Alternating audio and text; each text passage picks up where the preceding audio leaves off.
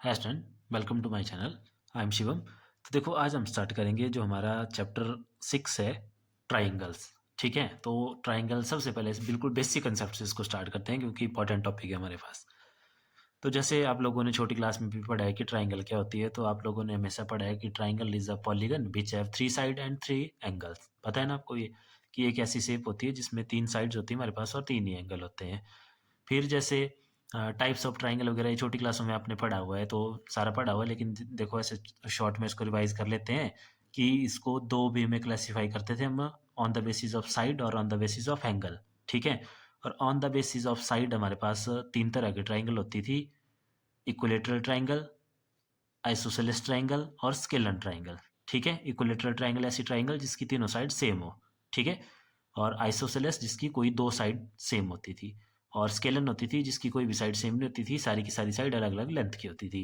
और दूसरा था types of on the basis of angle. तो एंगल के बेस पे भी हमने 3 तरह की ट्राइंगल पढ़ी है। पहली थी हमारे पास राइट एंगल ट्राइंगल। तो राइट एंगल ट्राइंगल में एक एंगल जो है 90 डिग्री का होता था, उसको हम राइट एंगल ट्राइंगल बोलते हैं। दूसरी थी हमारे पास एक्यूट एंगल ट्राइंगल। ठीक है, एक्यूट एंगल ट्राइंगल में तीनों के तीनों एंगल एक्यूट होते हैं, मतलब 90 से छोटे होते हैं तीनों के तीनों एंगल।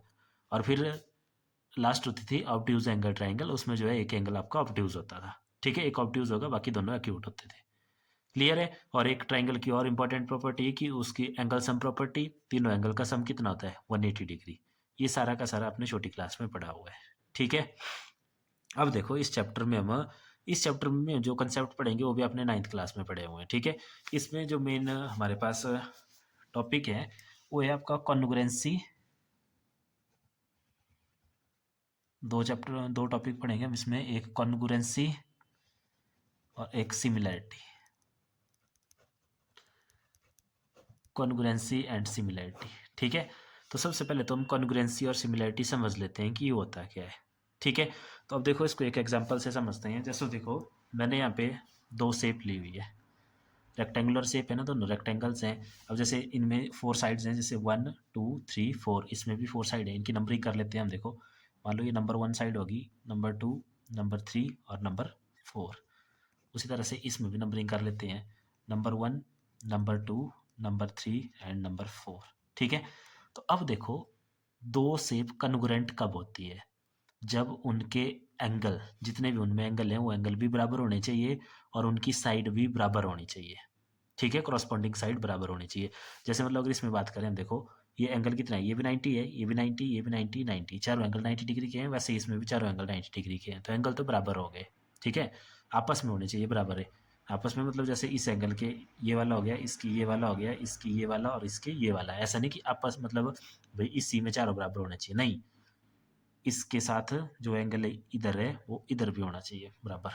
ठीक है, अब देखो इसकी साइड भी सेम है, जैसे 1 1 के इक्वल है, 2 2 के इक्वल है, 3 3 के इक्वल है, 4 4 के इक्वल है।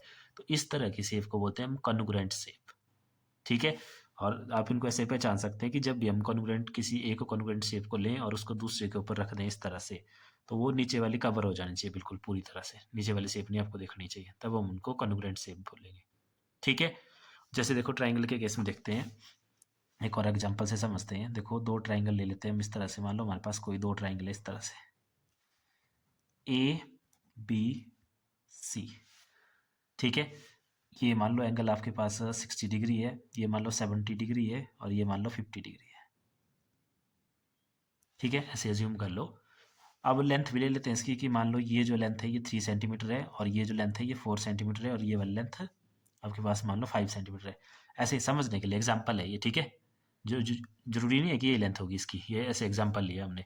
अब मान लो कोई और ट्राइंगल है हमारे पास यहाँ पे, इसी तरह से M N O, M N O. ठीक है, अब इसका भी ये वाला एंगल मान लो अगर 60 डिग्री है, ये वाला एंगल मान लो 50 डिग्री है और ये वाला एंगल आपके पास 70 डिग्री है। सेम ये वाली साइड 3 सेंटीमीटर है और ये वाली साइड 4 सेंटीमीटर है और ये वाली साइड मान लो 5 सेंटीमीटर है। ठीक है, तो अब देखो इन दोनों ट्राइंगल में इस वाले एंगल के इक्वल ये वाला एंगल, इस वाले एंगल के इक्वल ये वाला एंगल, इस वाले एंगल के इक्वल ये वाला एंगल। ठीक है, और इस साइड्स भी, इस साइड के इक्वल ये, इस वाली साइड के इक्वल ये, इस वाली साइड के इक्वल ये। तो तब बोल सकते हैं हम कि ये दोनों जो हैं शेप क्या है हमारे पास, कन्ग्रुएंट है। ठीक है, सभी सेम ऐसे होना चाहिए, जैसे रेक्टेंगल है, स्क्वायर है, तो अगर इस तरह से है तो तभी वो कॉन्ग्रुएंट होगी। को कॉन्ग्रुएंट ट्राइंगल लिखते कैसे हैं, जैसे यहाँ पे देखो ये triangle A B C congruent है किसके, एम एन ओ के। अब देखो नाम जब भी आपने लिखने तो ध्यान रखना, जैसे देखो यहाँ से लिखा है ना हमने ए बी सी, ए से चले हम बी की तरफ, फिर चले सी की तरफ, मतलब पहले देखो 3 वाली साइड पे गए, फिर गए 4 वाली साइड पे, ऐसे। तो सेम ऐसे भी यहाँ पे चलना पड़ेगा आपको। यहाँ से नहीं आप लिख सकते कि एन एम ओ, नहीं, एम एन ये हुई ना वो 3 सेंटीमीटर वाली साइड, फिर चले हम 4 सेंटीमीटर वाली साइड की तरफ, ये ध्यान रखना। तो ट्राइंगल ए बी सी ये कॉन्ग्रुएंट होगी किसके, ट्राइंगल, यहीं से नाम लिखना पड़ेगा एम एन ओ। और ये वाला साइन होता है कॉन्ग्रुएंट का, ऐसे देखो इक्वल टू, और उसके ऊपर ये वाला साइन ऐसे, कॉन्ग्रुएंट पढ़ते हैं इसको। क्लियर हो गया। अब जैसे देखो एक नाम ऐसे, अब जैसे मान लो नाम हमने यहाँ ए बी से, ए से नहीं लिखना, सी से लिखना, मान लो ऐसे लिखना नाम ट्राइंगल सी बी ए। तो अब सी से बी की तरफ चले, बी से ए की तरफ, मतलब पहले आप 4 सेंटीमीटर वाली साइड पकड़ी, फिर 3 वाली में गए, तो 4 वाली पकड़ेंगे, फिर 3 वाली में जाएंगे, तो उसका नाम बनेगा ओ एन एम। तो इसका नाम बनेगा triangle congruent to triangle O N M. ठीक है, तो ये होगी हमारे पास कॉन्ग्रुएंसी। अब बात आती है हमारे पास सिमिलैरिटी की, कि सिमिलैरिटी क्या होती है। तो दूसरी है सिमिलैरिटी। ठीक है, तो सिमिलैरिटी में हम देखो एक एग्जांपल से समझते हैं इसको। जैसे मान लो दो रेक्टेंगल है इस तरह से, एक रेक्टेंगल है हमारे पास ये ए बी सी डी, ठीक है, और दूसरी है हमारे पास मान लो इधर एम एन ओ पी। अब अगर मान लो इनके जैसे ये एंगल ये 90 है ना, ये 90, ये भी 90, सारे 90 90 है। ठीक है, तो इसमें देखो एक कंडीशन तो फुलफिल होगी कि एंगल ए किसके इक्वल है, एंगल एम के, एंगल बी किसके इक्वल है दोबारा, एंगल एन के, और एंगल सी किसके इक्वल है, एंगल ओ के, और एंगल पी किसके इक्वल है, एंगल डी के। चारों एंगल सेम, दोनों सेम के, बट अब साइड इनकी सेम नहीं है। अगर साइड सेम होती तब तो इन्होंने कॉन्ग्रुएंट हो जाना था। साइड सेम नहीं है, बट साइड की जो करस्पॉन्डिंग साइड है उनकी रेशो सेम है। रेशो सेम का मतलब है जैसे मान लो अगर ये 4 सेंटीमीटर है और ये 2 सेंटीमीटर है, ये 4 होगी, ये 2 होगी, और ये मान लो 2 1 2 1 इस तरह से है।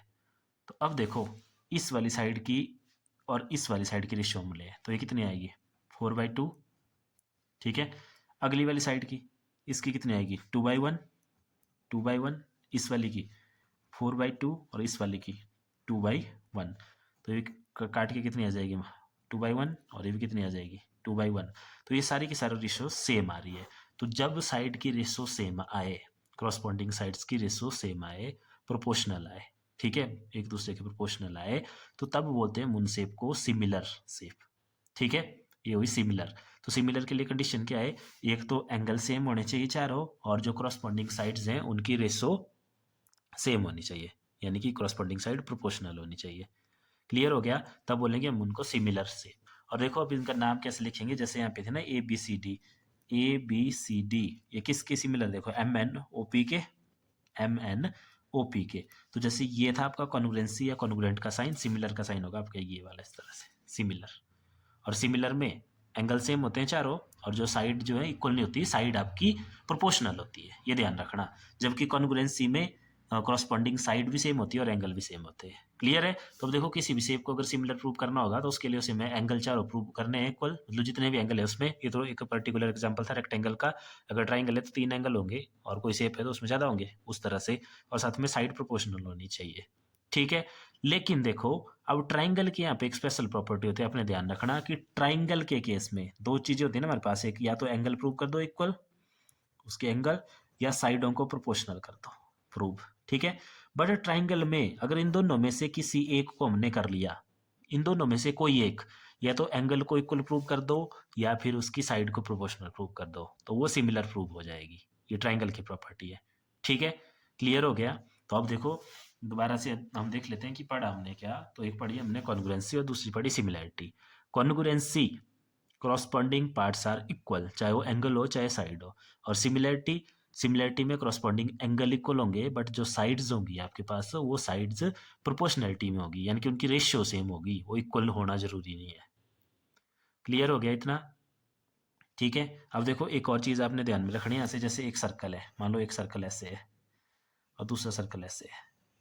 अब सर्कल में कौन एंगल ले और कौन साइड ले, ठीक है, सिमिलरिटी के लिए। तो इसमें आपने हमेशा ध्यान रखना कि all circle are similar to each other, ठीक है। सिमिलर का मतलब होता है, ऐसे आप ऐसे भी ले सकते हैं कि एक तरह दिखने वाले। जैसे फॉर एग्जांपल देखो ना, ये रेक्टेंगल है, अब कोई और रेक्टेंगल ले आए हम इसके पास इस तरह से, ये रेक्टेंगल, तो अगर इसकी साइड की रेशियो ले, तो जैसे मान लो ये 4 सेंटीमीटर है, ये भी 4 सेंटीमीटर है, ठीक है। और ये कितनी है, मान लो अगर ये 2 सेंटीमीटर है और ये 1 सेंटीमीटर है, तो फिर इसकी रेशियो कितनी आएगी, 4/4, और इसकी आएगी 2/1, तो वो आपकी प्रोपोर्शनल नहीं हुई, तो दैट मीन्स वो सिमिलर नहीं हुई, ठीक है। तो ये ध्यान रखना कि सिमिलरिटी के लिए जो आपकी क्रॉसपॉन्डिंग साइड्स हैं उनकी रेशो सेम होनी चाहिए, यानी कि वो प्रोपोर्शनल होनी चाहिए। तो ये था हमारे पास कॉन्ग्रुएंसी और सिमिलरिटी का कंसेप्ट। अब देखते हैं इसके बेस्ड इसकी एक्सरसाइज जो है हमारे पास 6.1। तो देखो 6.1 में क्वेश्चन नंबर फर्स्ट है, इसमें फिल इन द ब्लैंक्स हैं। पहला क्वेश्चन है all circle are dash congruent और सिमिलर। तो अभी पढ़ा हमने कि सर्कल जो है वो सिमिलर होते हैं। कॉन्ग्रुएंट कब होंगे, कॉन्ग्रुएंट होंगे जब उनका रेडियस सेम होगा, रेडियस सेम होगा तभी आएंगे ना वो कॉन्ग्रुएंट एक बराबर, नहीं तो ऐसे तो क्या होंगे। लेकिन सारे के सारे सर्कल क्या होते हैं, सिमिलर, तो इसका आंसर हो गया सिमिलर। नेक्स्ट है ऑल स्क्वायर आर, तो ये भी क्या हो गया, कॉन्ग्रुएंट तो नहीं होंगे, कॉन्ग्रुएंट तो वही होंगे जिनकी साइड मान लो 2 सेंटीमीटर है दोनों की। अब एक की अगर 2 है दूसरे की 4 है, तो फिर वो क्या होंगे हमारे पास, वो सिमिलर होंगे। And dash triangle are similar, कौन सी ट्राइंगल सिमिलर होगी, तो सिमिलर कौन सी होगी। अगर आइसोसेलेस देखें तो आइसोसेलेस होती है जिसकी कोई 2 साइड सेम होती हैं और तीसरी अलग होती है, ठीक है। तो अब हो सकता है उसमें वो रेशियो की कंडीशन फुलफिल हो ना हो, तो आइसोसेलेस आपकी सिमिलर नहीं होगी, सिमिलर होगी इक्विलेटरल, इक्विलेटरल ट्राइंगल, ठीक है। नेक्स्ट है two polygon of same number of side are similar if their corresponding angle are. कब होती है, जब करस्पॉन्डिंग एंगल क्या हो, एंगल होने चाहिए equal but their corresponding sides are proportional, side क्या होनी चाहिए, प्रोपोर्शनल होनी चाहिए, सेम रेशियो में होनी चाहिए, ठीक है। तो इसमें इक्वल आएगा पहले और प्रोपोर्शनल आएगा दूसरे में, क्लियर। नेक्स्ट देखते हैं इसका क्वेश्चन नंबर 2। क्वेश्चन नंबर 2 में बोला है given two different example of pair of similar figure, similar figure के 2 एग्जाम्पल दो, सिमिलर फिगर। तो सिमिलर फिगर क्या होती है, देखो सिमिलर फिगर, तो एक हम इसमें एग्जाम्पल दे सकते हैं कि इस तरह से ट्राइंगल है। अब मान लो ये 60 डिग्री, ये दोबारा 50 डिग्री ले लिया और ये दोबारा ले लिया 70 डिग्री ऐसे। तो इसी की तरह से अगर कोई और ट्राइंगल है, अभी पढ़ी ना ट्राइंगल की प्रॉपर्टी हमने कि ट्राइंगल में साइडों को प्रोपोर्शनल बताना जरूरी नहीं है, साइड ट्राइंगल में किसी एक को बता देते हैं हम प्रोपोर्शनल, एक इक्वल एक कंडीशन फुलफिल कर देते हैं, तो उसमें एंगल वाले कर देंगे, ये 60 हो गया, ये 50 और ये 70 हो गया, तो ये हो गया हमारे पास सिमिलर। और बता देते हैं जैसे रेक्टेंगल की, जैसे फर्स्ट एग्जाम्पल ये हो गया, सेकंड क्या हो गया, स्क्वायर की बता देते हैं। जैसे एक स्क्वायर ले लो ऐसे, ये क्या हो गया 2 2 2 2, और एक और स्क्वायर ले लो, तो सारे स्क्वायर के एंगल क्या होते हैं 90 90, तो एंगल सेम हो गए। अब इसकी साइड इस तरह से लेनी कि ये 4 होगी, ये भी 4, ये भी 4 और ये भी 4, ठीक है। तो देखो 4/2 कितना आएगा 2, 4/2 2, 4/2 2 और 4/2 2, तो ये भी प्रोपोर्शनल हो गए आपके, क्लियर है।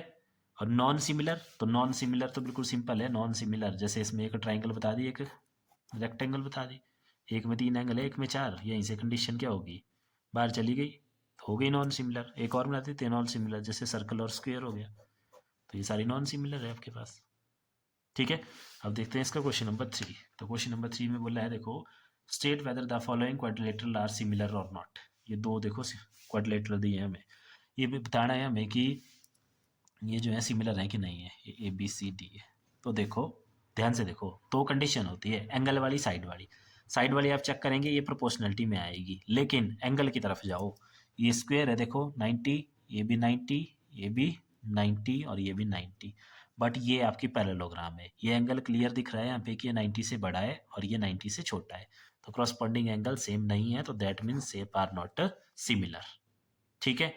तो ये थी इसकी एक्सरसाइज 6.1। अब नेक्स्ट वीडियो में देखेंगे हम जो 6.2 से पहले थ्योरम है, एक इंपॉर्टेंट थ्योरम, थेल्स थ्योरम, तो उसको देखेंगे हम नेक्स्ट वीडियो में। इस वीडियो में इतना ही, थैंक यू।